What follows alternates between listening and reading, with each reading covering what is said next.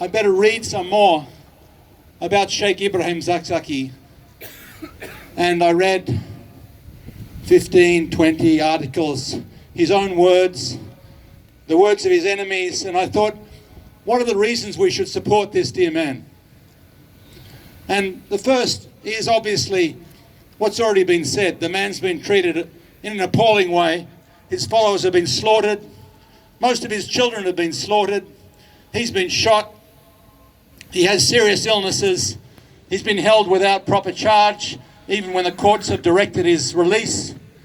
And even if he's allowed to go to India for medical treatment, as the court has now ordered, we should still support this man because of the appalling treatment they've given to him. Secondly, what does he represent in Nigeria? The man is clearly a social activist. He's campaigning against a neo-colonial oil state in league with the big oil companies and the brutality that's gone on with those oil companies for many decades. He was incredibly inspired by Imam Khomeini in 1979, and he joined the international struggle in support of the Mustadafin, the downtrodden people of the world. He's taken those lessons to heart, and now he has become one of those Mustadafin, one of those downtrodden people that we have an obligation to support. I read what his enemies said about him. His enemies said that he wanted, even I read this from, I think a Shia Muslim, said that he wanted a sectarian religious state. I looked it up. No, there's been an incredible recruitment of Shia Muslims in Nigeria, 3 or 4 million, but Nigeria has 190 million people. Imagine the context they live in. And while that's an incredible feat of building the Islamic movement he's done, what's even more important in my view is he's got the wider Muslim community, he's got the Christians involved in what he's doing too. So when he calls people out for example, on Al-Quds Day, to stand in support of Palestine, to stand in support of the oppressed people of the world, there are many millions of people that aren't part of his religion that support him. And indeed he says that this international solidarity is not even a religious thing. That's the way we see it in this country, he says.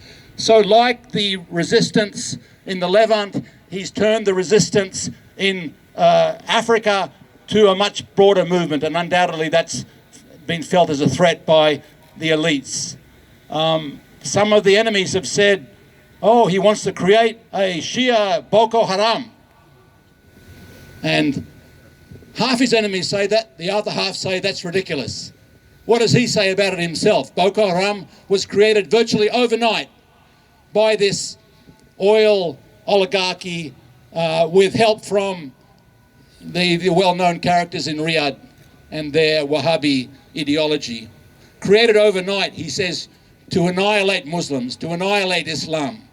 And when I was reading that, I was thinking, well, this is Iraq all over again. It's Iraq all over again, isn't it? What they've done and what they're saying. Hashid al-Shabi is a Shia Daesh and so on, this rubbish. And I realized, of course, they're telling lies about him. There are lies about him, but even many of his enemies don't believe them. And the third reason why we should support this dear man is he is a decent human being. I read what he said about Islam. He said, don't think that Islam is connected to past dynasties and empires. It is a message, and you can go back to the source. It's a message. And in his words, I'll finish with some of his words here.